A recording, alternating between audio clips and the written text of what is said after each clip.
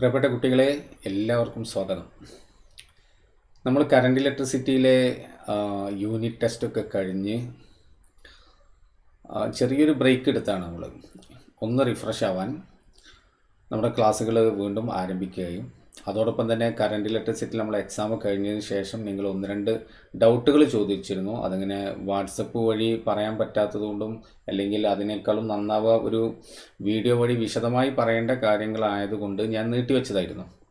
അപ്പോൾ ആ കാര്യങ്ങൾ നിങ്ങൾക്ക് എക്സ്പ്ലെയിൻ ചെയ്തു തരണം. അതോടൊപ്പം തന്നെ ഇനി നമ്മൾ എടുക്കാൻ പോകുന്ന ടോപ്പിക്കിനെ കുറിച്ചുള്ള ഒരു ധാരണ നിങ്ങൾക്കുണ്ടാവേണ്ടതുണ്ട്. അതിനു വേണ്ടിയിട്ടാണ് ഈ ഒരു വീഡിയോ നമ്മൾ ചെയ്തുകൊണ്ടിരിക്കുന്നത്.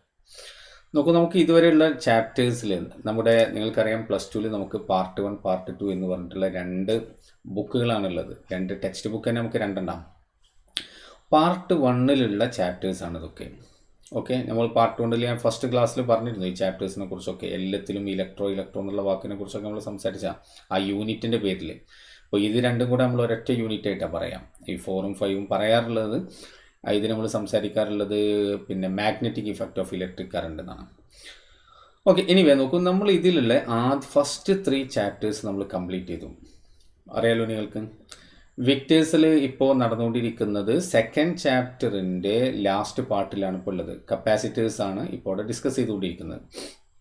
നമ്മൾ ഓൾറെഡി ഈ 3 ചാപ്റ്റേഴ്സ് നമ്മൾ കംപ്ലീറ്റ് ചെയ്തതാണ്. നിങ്ങൾക്കറിയാം ആ കാര്യം.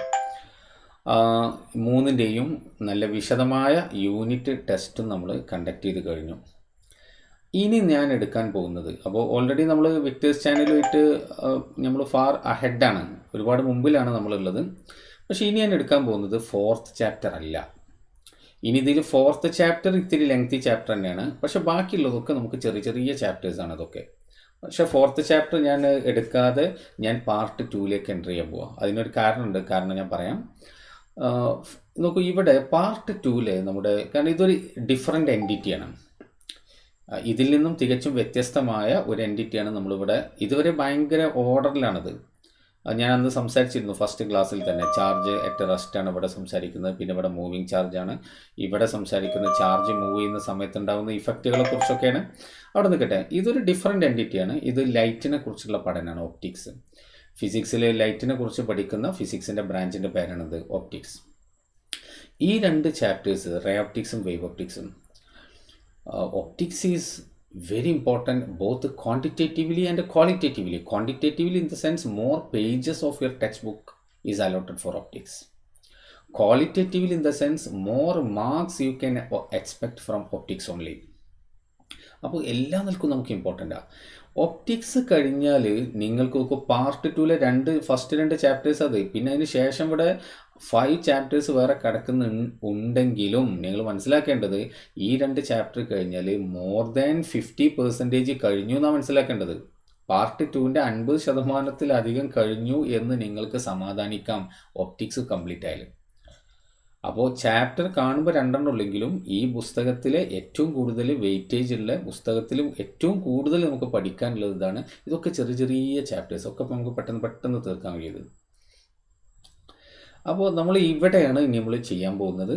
അപ്പോൾ ഇത് നിങ്ങൾ നന്നായിട്ട് ശ്രദ്ധിക്കണം. നമ്മൾ ചെറിയ ക്ലാസ് മുതൽ ലൈറ്റുമായി ബന്ധപ്പെട്ട കാര്യങ്ങളൊക്കെ പഠിച്ചിട്ടുണ്ട്. പക്ഷേ നിങ്ങൾ അതൊക്കെ ഓർക്കേണ്ടതാണ്. പക്ഷേ സാരില്ല, നിങ്ങൾക്ക് അതിനെക്കുറിച്ചൊന്നും ഒരു ധാരണ ഇല്ല എന്ന് മനസ്സിലാക്കിക്കൊണ്ട്, അല്ലെങ്കിൽ അങ്ങനെ മനസ്സിലാക്കാൻ പാടില്ല. ധാരണ ഇല്ലാത്തൊരാൾക്ക് എങ്ങനെയാണോ ധാരണ ഉണ്ടാക്കി കൊടുക്കുക, ആ രൂപത്തിൽ ഞാൻ സ്റ്റാർട്ട് ചെയ്യും.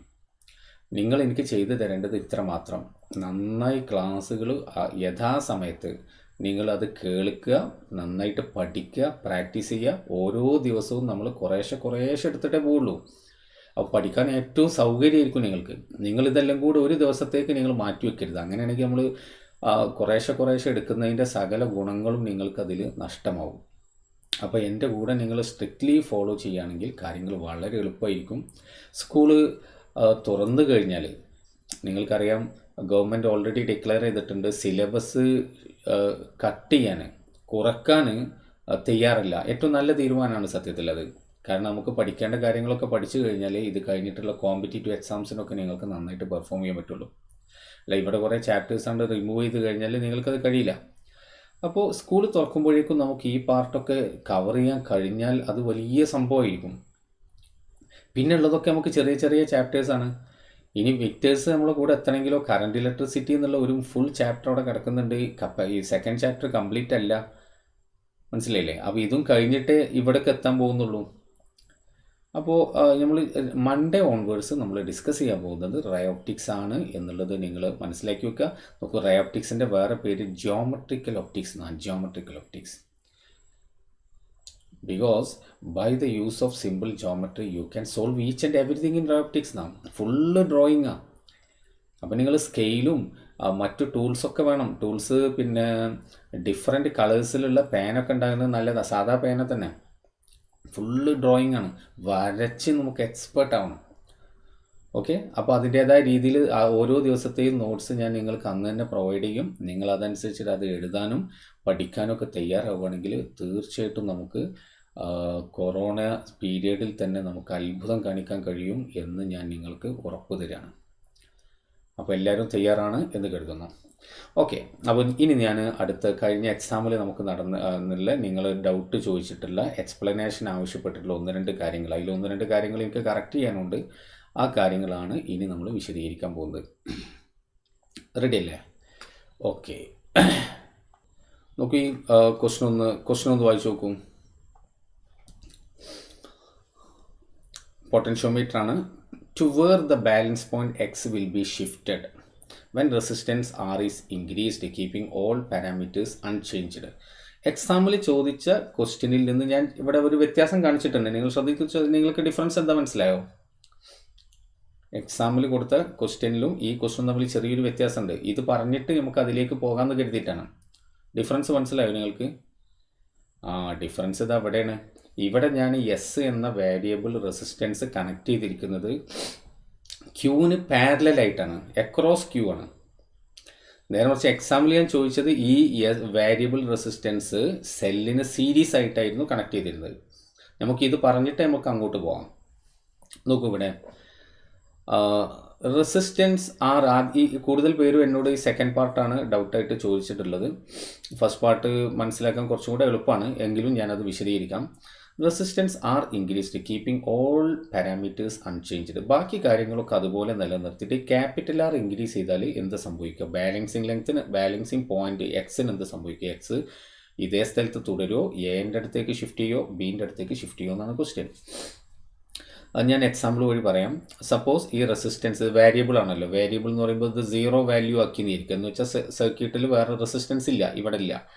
അങ്ങനെയാണെങ്കിൽ ഇത് 10 വോൾട്ട് ആണ് എന്ന് കരുതൂ. എക്സാമ്പിൾ, ഈ എ ബിൻ്റെ ലെങ്ത്ത് 100 സെൻറ്റിമീറ്റർ ആണ് എന്ന് വിചാരിക്കാം. അങ്ങനെയാണെങ്കിൽ ഈ 10 വോൾട്ട് കംപ്ലീറ്റ് എവിടെ ഉണ്ടാകുക? അതൊക്കെ കണക്റ്റിംഗ് വയേഴ്സാണ്. ഇവിടെ ഒന്നും ഇത് റെസിസ്റ്റൻസ് ഇല്ലാത്ത വയേഴ്സാണ് ഇതൊക്കെ. ഇത് റെസിസ്റ്റൻസ് വയറാണ്. അപ്പോൾ ഈ കൊടുത്ത 10 വോൾട്ട് കംപ്ലീറ്റ് എവിടെ ഉണ്ടാവുക? ഈ എ ബി ലെങ്ത്തിലാണ് ഡിസ്ട്രിബ്യൂട്ട് ചെയ്യുക. അപ്പോൾ 1 സെൻറ്റിമീറ്ററിൽ എത്ര വോൾട്ട് ഉണ്ടാവും? ആകെ 100 സെൻറ്റിമീറ്ററിൽ 10 വോൾട്ടാണ്. അപ്പോൾ 1 സെൻറ്റിമീറ്ററിലെ പൊട്ടൻഷ്യൽ ഡ്രോപ്പിൻ്റെ പേരാണ് പൊട്ടൻഷ്യൽ ഗ്രേഡിയൻറ്റ് ഫൈ അല്ലെങ്കിൽ കെ എന്ന സിമ്പിൾ നമ്മൾ യൂസ് ചെയ്യാം. അത് എത്ര ഉണ്ടാവുക? 10 divided by 100 equal to 0.1 volt per centimetre. ഇതാണ് പൊട്ടൻഷ്യൽ ഗ്രേഡിയൻറ്റ്. എന്നിട്ട് നമ്മൾ ഈ പാർട്ടിൽ ഈ സെല്ലിൻ്റെ അക്രോസിലുള്ള പൊട്ടൻഷ്യൽ ഡിഫറൻസിനെയാണ് നമ്മളിവിടെ ബാലൻസ് ചെയ്യിക്കുന്നത്. സെല്ലിൻ്റെ അക്രോസിലുള്ള പൊട്ടൻഷ്യൽ ഡിഫറൻസിനെയാണ് നമ്മളിവിടെ ബാലൻസ് ചെയ്യിക്കുന്നത്. ഓക്കെ, അപ്പോൾ പിന്നെ എന്തായാലും ഇതിപ്പോൾ ഫോർ എക്സാമ്പിൾ ഈ ലെങ്ത്ത് എന്ന് പറയുന്നത് ഒരു 60 സെൻറ്റിമീറ്റർ ആണെന്ന് വിചാരിച്ചോളൂ. ഈ A X, length of A X is equal to let, ഞാൻ എക്സാമ്പിൾ വഴി പറയാണ് കേട്ടോ, 60 സെൻറ്റിമീറ്റർ ആണിതെന്ന് കരുതുക. അങ്ങനെയാണെങ്കിൽ P D across P D of A എക്സിൻ്റെ അക്രോസിലുള്ള പൊട്ടൻഷ്യൽ ഡിഫറൻസ് എത്ര ആയിരിക്കും? 1 സെൻറ്റിമീറ്ററിലുള്ളത് 0.1, അപ്പോൾ 60 60 into 0.1 that is equal to 6 volt. അപ്പോൾ 6 വോൾട്ട് ഉണ്ട് ഇവിടെ. ഈ പാർട്ടിലൊന്നും നമ്മൾ മാറ്റം വരുത്തുന്നില്ല കേട്ടോ. അപ്പോൾ നിലവിലിവിടെ 6 വോൾട്ടാണ് ഈ എക്സാമ്പിളിലുള്ളത്. ഇനി നമ്മൾ എന്താ ചെയ്യാൻ പോകണം അറിയോ? ഈ റെസിസ്റ്റൻസിൻ്റെ വാല്യൂ കൂട്ടി, ഇത് 0 ആയിരുന്നുണ്ടായിരുന്നു, ഇവിടെ റെസിസ്റ്റൻസ് ആണ് ഇൻട്രൊഡ്യൂസ് ചെയ്തു, ഇവിടുത്തെ വാല്യൂ ആണ് കൂടി.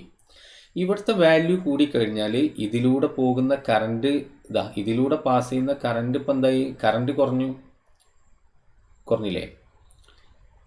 മനസ്സിലായില്ലേ? നേരത്തെ ഇവിടെ ഉണ്ടായിരുന്നത് ഇവിടുത്തെ പിന്നെ കറണ്ട് കാൽക്കുലേറ്റ് ചെയ്യാൻ ഈ എ ബിയിലുള്ള റെസിസ്റ്റൻസ് ഈ പൊട്ടൻഷ്യലിലെ 10 EMF ഡിവൈഡഡ് ബൈ ഈ റെസിസ്റ്റൻസ് എടുത്താൽ മതി. പക്ഷേ ഈ റെസിസ്റ്റൻസിൻ്റെ കൂടെ ഇപ്പോൾ ഇയാളെയും കൂടി പരിഗണിക്കണം. എന്തായാലും സർക്യൂട്ടിൽ ഒരു റെസിസ്റ്റർ നമ്മൾ കൊടുത്തു കഴിഞ്ഞാൽ ഇവിടെ ഒരു ഓക്കെ കറണ്ട് കുറഞ്ഞു, അതോടൊപ്പം തന്നെ ഒരു കറണ്ട് ഉണ്ടല്ലോ എന്തായാലും. ആ കറണ്ട് ഇതിലൂടെ പാസ് ചെയ്യുമ്പോൾ ഇതിനെ ക്രോസിൽ ഒരു പൊട്ടൻഷ്യൽ ഡ്രോപ്പ് വന്നു. അതെങ്ങനെ? ഐ കറണ്ടാണ് ഇപ്പോൾ ഇതിലുള്ളതെന്ന് വിചാരിക്കുക. അപ്പോൾ ഐ ഇൻറ്റു ഈ resistance, ohm's law, I into R. അപ്പോൾ IR എന്ന പൊട്ടൻഷ്യൽ ഡിഫറൻസ് ഇവിടെ പുതുതായിട്ട് വന്നു. അത് ഞാനൊരു എക്സാമ്പിളായിട്ട് പറയുന്നത് 2 വോൾട്ട് ആണെന്ന് വിചാരിക്കുക. അപ്പോൾ ഈ 10 വോൾട്ടിൻ്റെ ഉള്ള ഒരു ഷെയർ 2 വോൾട്ട് ഇവിടെ പോയി. ഇനി കഴിച്ച് ബാക്കി 8 വോൾട്ട് അല്ലേ ഉള്ളൂ. ആ 8 വോൾട്ട് ഇപ്പോൾ എ ബിയിൽ ഇനി ഉണ്ടാവുള്ളൂ. നേരത്തെ ഇവിടെ 10 വോൾട്ട് ഉണ്ടായിരുന്നു. അപ്പോൾ പുതിയ പൊട്ടൻഷ്യൽ ഗ്രേഡിയൻ്റ് എന്ന് പറഞ്ഞത് എത്ര ഉണ്ടാവുക? നേരത്തെ അത്ര ഉണ്ടാവുമോ? ഇല്ല. ഇപ്പോഴത്തെ പൊട്ടൻഷ്യൽ ഗ്രേഡിയൻ്റ് ഞാൻ 5' കൊടുക്കുക. ഇപ്പോഴത്തെ 5' എത്ര ഉണ്ടാവുക? ആകെ ഉള്ളത് 8 divided by 100. Therefore 0.08 volt per centimetre ഇപ്പോൾ ഉണ്ടാവുള്ളൂ. അതുകൊണ്ട് നമുക്ക് ഈ 6 വോൾട്ടിനാണ് 6 വോൾട്ട് ആവണമെന്നുണ്ടെങ്കിൽ നേരത്തെ AXL 6 വോൾട്ട് ഉണ്ടായിരുന്നു. ഇപ്പം ഇനി 6 വോൾട്ട് ഈ 60 സെൻറ്റിമീറ്ററിൽ ഇപ്പോൾ 6 വോൾട്ട് ഉണ്ടാവില്ല. കാരണം 60 ഇൻറ്റു 0.1 അല്ല 0.08 ഉണ്ടാവുള്ളൂ. 0.08. മനസ്സിലായോ?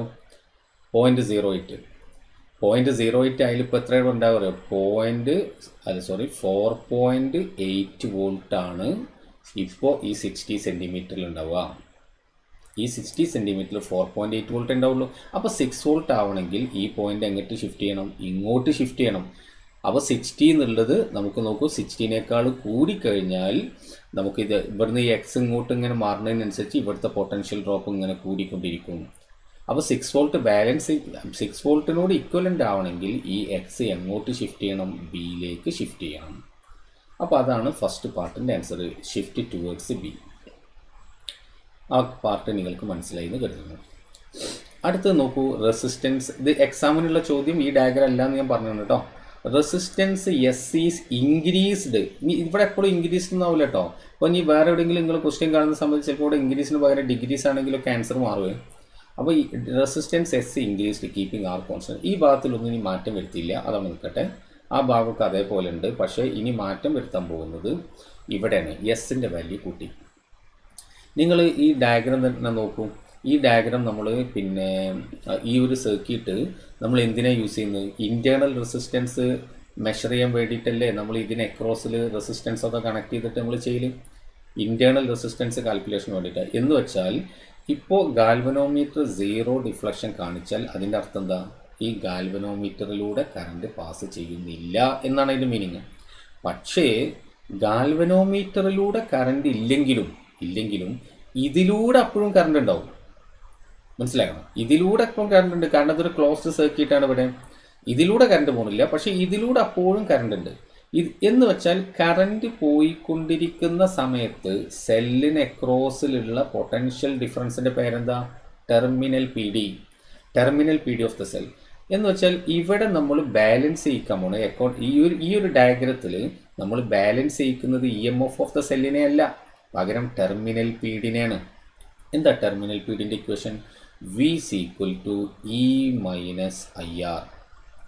നോക്കൂ, E എന്ന് പറഞ്ഞാൽ EMF ഓഫ് ദ സെല്ല്, അതൊരു കോൺസ്റ്റൻറ്റ്. സെല്ലിൻ്റെ EMF ഒരു കോൺസ്റ്റൻറ്റ്. പിന്നെ സെല്ലിൻ്റെ ഇൻറ്റേർണൽ റെസിസ്റ്റൻസ്, ഈ ഒരു കണ്ടീഷനിൽ ഇൻറ്റേർണൽ റെസിസ്റ്റൻസ് ഒരു കോൺസ്റ്റൻറ്റ്. ഇനി ഈ വീനെ തീരുമാനിക്കുന്നതാരാ? I ആണ്. വീനെ തീരുമാനിക്കുന്നതാരാണ്? ഈ I ആണ്. ഈ I എന്ന് പറഞ്ഞാൽ എന്താ? ഇതിലൂടെ പോകുന്ന കറണ്ട് ഉണ്ടോ? ഇതിലൂടെ പോകുന്ന കറണ്ടാണ് I. അപ്പം നോക്കൂ, ഇനി എന്താ സംഭവിക്കാൻ നോക്കാം.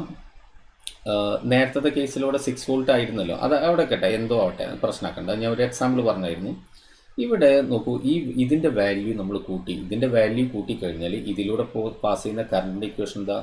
I = E divided by S. S എന്ന് പറഞ്ഞ ഇവിടുത്തെ റെസിസ്റ്റൻസിന് എസ് എന്നാണ് കൊടുത്തത്. അപ്പോൾ എസ് നമ്മൾ ഇൻക്രീസ് ചെയ്ത് കഴിഞ്ഞാൽ എന്താ സംഭവിക്കുക? I എന്ത് ചെയ്യും? I ഡിക്രീസ് ചെയ്യും, കറണ്ടിൻ്റെ വാല്യൂ കുറയും. ഈ വാല്യൂ കുറഞ്ഞാൽ നോക്കൂ എന്താ സംഭവിക്കുക? ഐൻ്റെ വാല്യൂ കുറഞ്ഞാൽ ഇയിൽ നിന്ന് സബ്ട്രാക്റ്റ് ചെയ്യപ്പെടുന്ന വാല്യൂവിൻ്റെ അളവ് കുറഞ്ഞു. എന്ന് വെച്ചാൽ വി എന്ത് ചെയ്യും? വി ഇൻക്രീസ് ചെയ്യും. Potential terminal P D increase ചെയ്യും.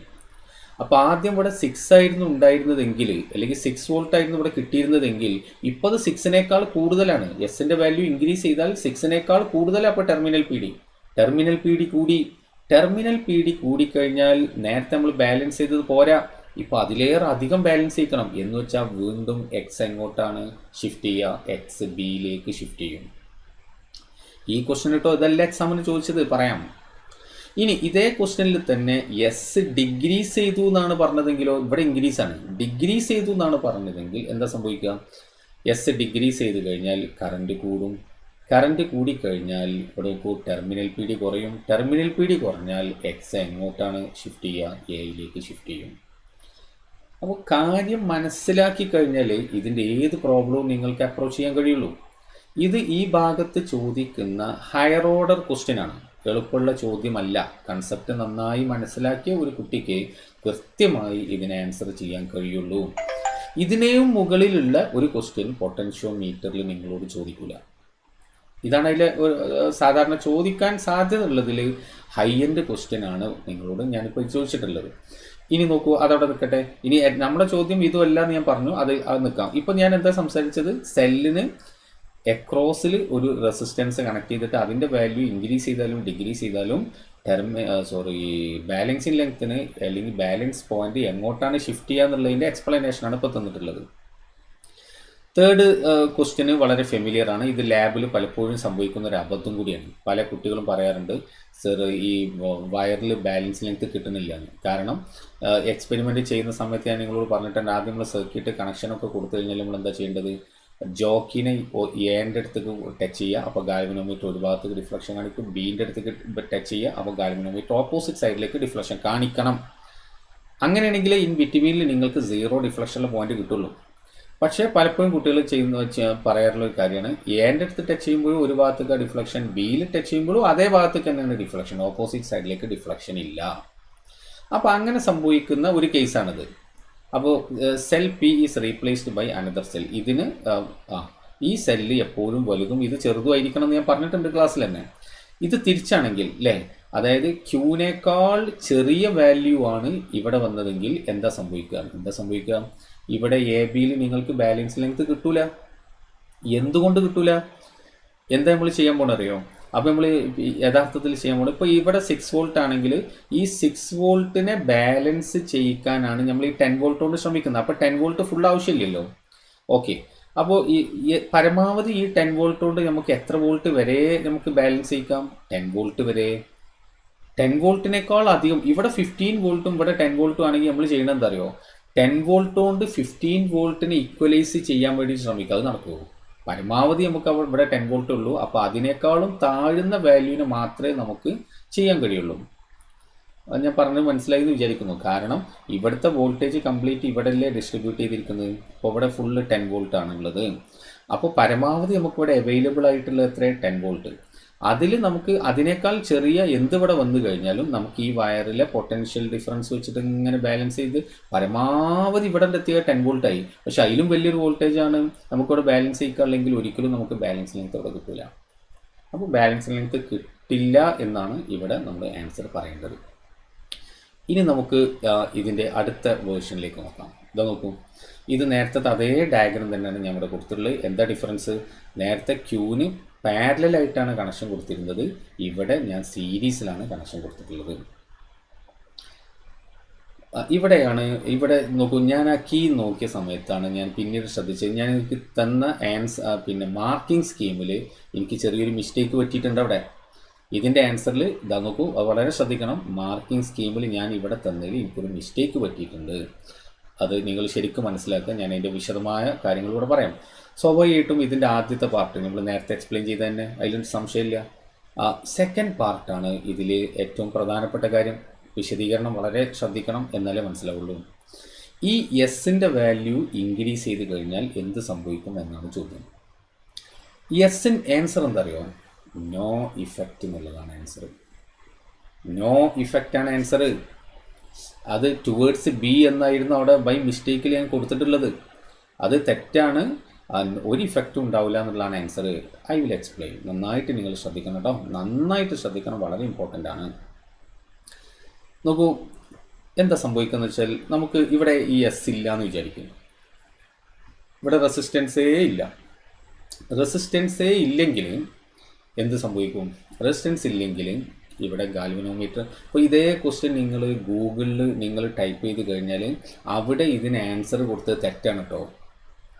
ഗൂഗിളിലെ ആൻസർ ആദ്യം ഞാൻ വേണമെങ്കിൽ ഇപ്പോൾ കാണിക്കാം. നിങ്ങൾ ഗൂഗിളിലൊക്കെ ടൈപ്പ് ചെയ്തിട്ട് സാർ അവിടെ അതാണല്ലോ കിട്ടുന്നത് എന്ന് പറഞ്ഞാൽ ഗൂഗിളിൽ കാണുന്നത് മുഴുവൻ ശരിയാണ് എന്ന് നിങ്ങൾ ധരിക്കരുത്. ഗൂഗിൾ എന്താണ് ഈ കാണിക്കുന്നത്? എനിക്കും നിങ്ങൾക്കൊക്കെ എന്ത് ചെയ്യാം, അതിലേക്ക് നമുക്ക് നമ്മുടെ അഭിപ്രായങ്ങളിൽ കൊടുക്കാം. അപ്പോൾ അത് കാണിക്കുക. അല്ലാതെ അവിടെ കാണിക്കുന്നതൊക്കെ ശരിയാണ് എന്ന് നിങ്ങൾ ധരിക്കരുത്. ഇപ്പോൾ ഇതിൽ ഗൂഗിളിൽ നിങ്ങൾ ടൈപ്പ് ചെയ്ത് കഴിഞ്ഞാൽ കാണുന്ന ആൻസേഴ്സ് ഞാൻ നിങ്ങളെ കാണിച്ചു തരാം, അത് തെറ്റാണ്. നമുക്ക് resistance S increased keeping R constant. ഇത് കൂട്ടിക്കഴിഞ്ഞാൽ എന്താ സംഭവിക്കും? ഞാൻ വീണ്ടും പറയുന്നു, ഇയാൾ ഇവിടെ ഇല്ല എന്ന് വിചാരിക്കും. ഇയാൾ ഇവിടെ ഇല്ലെങ്കിൽ എന്താ സംഭവിക്കുക? ഇയാൾ ഇവിടെ ഇല്ലെങ്കിൽ നമ്മളിതിനെ ബാലൻസ് ചെയ്തു, അല്ലെങ്കിൽ ഇയാളെ വാല്യൂ 0 ആണ് അല്ലേ? വേരിയബിൾ ആണല്ലോ. ഞാൻ അതിൻ്റെ വാല്യൂ എന്താക്കി? 0 ആക്കി. എന്ന് വെച്ചാൽ ഇയാൾ ഇവിടെ ഇല്ല എന്നാണ് അതിൻ്റെ അർത്ഥം. നമുക്ക് എക്സ് ലെവലിൽ കിട്ടി. അപ്പോൾ ഗാൽവനോമീറ്ററിലൂടെ കറണ്ട് പോകുന്നുണ്ടോ? കറണ്ട് പോകുന്നില്ല. അപ്പോൾ ഗാൽവനോമീറ്ററിലൂടെ I = 0, ഇവിടെ എസിൻ്റെ വാല്യൂ 0. ഇതാണ് ഇപ്പോൾ നമ്മൾ സംഭവിച്ചത്. ഇനി ഈ സമയത്ത് നമ്മൾ ഇവിടെ റെസിസ്റ്റൻസിൻ്റെ വാല്യൂ കൂട്ടി കൊടുക്കുക. ഫോർ എക്സാമ്പിൾ ഇവിടെ നമുക്കിത് 2 വോൾട്ടാണെന്ന് വിചാരിച്ചോളൂ, ഇതൊരു 6 വോൾട്ടാണെന്ന് ലെറ്റ് ഇറ്റ് ബി. അപ്പോൾ ഇവിടെ എസിൻ്റെ വാല്യൂ നമ്മൾ ഇൻക്രീസ് ചെയ്തു. എസിൻ്റെ വാല്യൂ ഇൻക്രീസ് ചെയ്ത് കഴിഞ്ഞാൽ ഈ 2 വോൾട്ടിൽ, അതായത് ഇവിടെ ഉള്ള പൊട്ടൻഷ്യൽ ഡിഫറൻസ് മൊത്തത്തിലുള്ളത് 2 വോൾട്ട് ആണ് എന്നുള്ള ധാരണയിലാണ് നമ്മളുള്ളത്. ഇത് ഇൻക്രീസ് ചെയ്യുന്നതോടുകൂടി ഈ 2 വോൾട്ടിന് എന്തെങ്കിലും മാറ്റം വരുന്നുണ്ടോ എന്നാണ്. അല്ലെങ്കിൽ ഈ 2 വോൾട്ടിൻ്റെ ഒരു ഷെയർ നമ്മൾ നേരത്തെ പറഞ്ഞ പോലെ ഈ എസിന് എക്രോസിൽ ഒരു പൊട്ടൻഷ്യൽ ഡ്രോപ്പ് ഉണ്ടെങ്കിൽ സ്വാഭാവികമായിട്ടും ഇവിടുത്തെ എക്സിൻ്റെ വാല്യൂവിൽ മാറ്റം വരും. പക്ഷേ ഇതിലൂടെ പാസ് ചെയ്യുന്ന കറണ്ട് എത്രയാണ്? 0 കറണ്ട് പാസ് ചെയ്യുന്ന സമയത്ത് നിങ്ങളിവിടെ എന്ത് വാല്യൂ കൂട്ടിക്കൊടുത്താലും അപ്പോൾ അവിടുത്തെ പൊട്ടൻഷ്യൽ ഡ്രോപ്പ് എത്ര ഉണ്ടാവുക? I × S എന്നാണ് വരിക. പക്ഷേ I എത്രയാണ്? I 0. അപ്പോൾ 0 × നിങ്ങൾ എസിൻ്റെ വാല്യൂ ഇവിടെ എന്ത് കൂട്ടിയിട്ടും കാര്യമില്ല. എസിൻ്റെ വാല്യൂ എത്ര നിങ്ങൾ കൂട്ടിക്കഴിഞ്ഞാലും ഇവിടെ ഇതിനെ ക്രോസിൽ പൊട്ടൻഷ്യൽ ഡ്രോപ്പ് ഇല്ല. എന്ന് വെച്ചാൽ ഇവിടുത്തെ വാല്യൂ നിങ്ങൾ എത്ര കൂട്ടിക്കൊടുത്താലും എക്സിൻ്റെ വാല്യൂവിൽ യാതൊരു മാറ്റവും ഉണ്ടാവില്ല. അപ്പോൾ എക്സിൻ്റെ വാല്യൂവിൽ ബാലൻസിങ് ലെങ്ത്തിൽ മാറ്റമില്ലാതിരിക്കാനുള്ള കാരണം ഞാൻ എന്താ പറഞ്ഞത്? നമ്മൾ ബാലൻസ് ലെങ്ത് എടുക്കുന്ന അല്ലെങ്കിൽ ബാലൻസ് പോയിന്റ് നമ്മൾ കാണുന്ന സമയത്ത് ഗാൽവനോമീറ്റർ 0 ഡിഫ്ലക്ഷനാണ്. എന്ന് വെച്ചാൽ ഗാൽവനോമീറ്ററിലൂടെ കറണ്ട് ഇല്ലാത്ത സമയത്ത് ഇവിടെ നമ്മൾ എന്ത് റെസിസ്റ്റൻസ് കണക്ട് ചെയ്താലും അതിനെ ക്രോസിലെ പൊട്ടൻഷ്യൽ ഡ്രോപ്പ് എന്ന് പറഞ്ഞത് I × അതിൻ്റെ വാല്യൂ ആണ്. അതിൻ്റെ വാല്യൂ എത്രയാണ്? 0. അപ്പോൾ 0 × I, എസിന് വാല്യൂ ഉണ്ട്, കറണ്ടാണ് 0. അപ്പോൾ S × 0 കൊടുക്കുമ്പോൾ ഇവിടെ നിങ്ങൾക്ക് 0 പൊട്ടൻഷ്യൽ ഡ്രോപ്പാണ് കിട്ടുക. അതുകൊണ്ടാണ് ഒരു ഇഫക്റ്റും ഇല്ല എന്ന് പറഞ്ഞത്. അപ്പോൾ നോ ഇഫക്റ്റ് എന്നാണ് ഇതിൻ്റെ ആൻസർ. നിങ്ങൾ പ്രത്യേകം ശ്രദ്ധിക്കുക. ഞാൻ നിങ്ങൾക്ക് ആൻസർ കീ തന്നതിൽ ചെറിയ മിസ്സിങ് എനിക്ക് സംഭവിച്ചിട്ടുണ്ട്. അത് ഞാൻ നേരത്തെ പാരലലാണ് എന്ന ധാരണയിലാണ് ഞാൻ ഒറ്റയടിക്ക് അങ്ങനെ തന്നത്. മാത്രമല്ല പാരലലാണെങ്കിലും ഇങ്ങോട്ടാണ് ഷിഫ്റ്റ് ചെയ്യുക. ഇൻക്രീസ് ചെയ്താൽ ഡിഗ്രീസ് ചെയ്യുമ്പോഴാണ് എയിലേക്ക് ഷിഫ്റ്റ് ചെയ്യുക. ഞാൻ നേരത്തെ വിശദീകരിച്ചത്. തേർഡ് പാർട്ട് നേരത്തെ നമ്മൾ എക്സ്പ്ലെയിൻ ചെയ്ത സെയിം കാര്യം തന്നെയാണ്. ഇനി നോക്കൂ, ഞാൻ പിന്നെ ഇതേ ക്വസ്റ്റ്യൻ നിങ്ങൾ ഗൂഗിളിലൊക്കെ ടൈപ്പ് ചെയ്ത് കഴിഞ്ഞാൽ കിട്ടുന്ന ആൻസർ ഞാൻ പറഞ്ഞു. പല ആൻസേഴ്സും ശരിയുള്ളതുണ്ടാവാം, പക്ഷെ പലതും നിങ്ങൾക്ക് തെറ്റാണ് അവിടെ കൊടുത്തിട്ടുള്ളത്. അപ്പോൾ അത് നിങ്ങൾ പറഞ്ഞു വരരുത്. ഞാൻ കാണിക്കാം. യെസ്, ഇത് ഏകദേശം ആ ക്വസ്റ്റ്യൻ തന്നെയല്ലേ? യെസ്, അതേ ഒരു മെത്തേഡിലുള്ളൊരു ക്വസ്റ്റ്യൻ തന്നെയാണിത്. അപ്പോൾ ഇവിടെ രണ്ടും ഇൻക്രീസസ് തന്നെയാണ് പറഞ്ഞത്. എന്നിട്ട് ഇവിടെ രണ്ടാമത്തെ പാർട്ടിൽ എന്താണ് കൊടുത്തത്? If S is increased keeping R constant balance X shift towards backwards പറഞ്ഞാൽ മുന്നോട്ട്, ഇതാണ് ഫോർവേഡ്. ബാക്ക്വേർഡ് പറഞ്ഞാൽ എൻ്റെ അടുത്തേക്ക്. ദിസ് ഈസ് റോങ്, തെറ്റാണ്. മനസ്സിലായോ? അപ്പോൾ ഇതൊന്നും പറഞ്ഞു വരരുത്, അത് തെറ്റാണ്.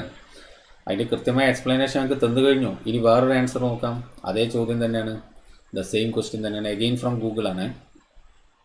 ആദ്യം ടോപ്പേഴ്സിൻ്റെ എന്താണ് കാണിച്ചിട്ടുള്ളത്? ഇതവിടെ X with stable balance shifted S increase ചെയ്താൽ എന്താ സംഭവിക്കാം? അപ്പോൾ second, when S is increased terminal potential difference of the battery will decrease. തെറ്റ്, റോങ്. ഒരിക്കലും ഇല്ല. കാരണം അതിന് എക്രോസിൽ വരുന്ന സമയത്താണ് അത് ഇൻക്രീസ് ടെർമിനൽ പി ഡിയിൽ പി ഡിൻ്റെ കേസ് വരിക. അപ്പോൾ ഇവിടെ സ്മോളർ ലെങ്ത്ത് ഈ ആൻസർ തെറ്റാണ്. മനസ്സിലായോ? അപ്പോൾ അവിടെ യാതൊരു മാറ്റവും ഇല്ല എന്നുള്ളതാണ്. അപ്പോൾ ഇതൊക്കെയാണ് നിങ്ങൾ ഇത് റെഫറൻസ് ആക്കി എടുക്കരുത്. ഇതാരും എന്നോട് കാണിച്ചിട്ടില്ല കേട്ടോ. ഇനിയിപ്പോൾ നിങ്ങൾ അഥവാ പോയിട്ട് ഈ ആർഗ്യുമെൻറ്റ് നിങ്ങൾ തന്ന ആർഗ്യുമെൻ്റ് അല്ല, അതും കൂടെ നിങ്ങൾക്ക് എക്സ്പ്ലെയിൻ ചെയ്തതെന്ന് മാത്രം ഈ ഒരു അവസരത്തിൽ. അപ്പോൾ ഞാൻ ഈ സെഷൻ അവസാനിപ്പിക്കുകയാണ്. അപ്പോൾ നിങ്ങൾ നന്നായിട്ട് കഴിഞ്ഞ ടോപ്പിക്കുകൾ 3 ചാപ്റ്റേഴ്സ് നമ്മൾ കംപ്ലീറ്റഡ് ആണ്. ആ പാർട്ടൊക്കെ നോക്കുക. ഡൗട്ടുകൾ എന്തെങ്കിലും ഉണ്ടെങ്കിലൊക്കെ ചോദിക്കാൻ വേണ്ടി നിങ്ങൾ ശ്രദ്ധിക്കുക. മൺഡേ മുതൽ പുതിയൊരു ഭാഗത്തേക്കാണ് നമ്മൾ കയറുന്നത്. നല്ല ആവേശത്തോടു കൂടി സന്തോഷത്തോടു കൂടി എല്ലാവരും പഠിക്കുക കേട്ടോ. വളരെ കഷ്ടപ്പെട്ട് പഠിക്കുക എന്നുള്ളൊരു പ്രയോഗമല്ല, ഇഷ്ടപ്പെട്ട് പഠിക്കുക. അപ്പോൾ നമുക്ക് കൊറോണയും ഈ ഓൺലൈൻ ക്ലാസ്സൊന്നും നമുക്കൊരു പ്രയാസമില്ല. താല്പര്യത്തോടു കൂടി എല്ലാവരും പഠിക്കണമെന്ന് ഒരിക്കൽ കൂടെ നിങ്ങളോട് ആവശ്യപ്പെടുകയാണ്. ഞാൻ പറഞ്ഞു ഇതുവരെ ഉള്ളതായിട്ട് ബന്ധമില്ല, പുതിയൊരു ഭാഗമാണ് നമ്മൾ സ്റ്റാർട്ട് ചെയ്യുന്നത്. സ്റ്റാർട്ടിങ് പോയി കഴിഞ്ഞാൽ നിങ്ങൾക്ക് മൊത്തത്തിലത് നഷ്ടമായിരിക്കും. പിന്നീട് നിങ്ങൾക്കത് ഒപ്പത്തിനൊപ്പെത്താൻ പ്രയാസമായിരിക്കും. വളരെ സ്ലോലി കുറഞ്ഞ കാര്യങ്ങൾ പറഞ്ഞുകൊണ്ടായിരിക്കും നമ്മൾ പോവുക. Okay, thank you.